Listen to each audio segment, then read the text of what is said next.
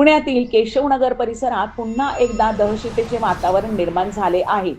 आज पहाटे 3च्या सुमारास झेड कॉर्नर आणि जांभळे प्लॉट परिसरात दुचाकीवरून आलेल्या काही अज्ञात तरुणांनी वाहनांची मोठ्या प्रमाणात तोडफोड केली। या घटनेमुळे नागरिकांमध्ये भीतीचे वातावरण पसरले असून पोलिसांकडून आरोपींना काही तासातच पकडण्यात यश आले।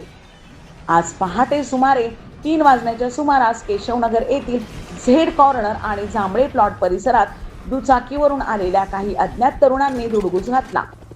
त्यांनी परिसरातील उभ्या असलेल्या अनेक दुचाकी आणि चारचाकी वाहनांची तोडफोड केली। वाहनांच्या काचा फोडणे, आरसे तोडणे आणि वाहनांचे नुकसान केल्याने परिसरात मोठी खळबळ अशी उडाली आहे। पारस मुठ्ठा यांचा रिपोर्ट।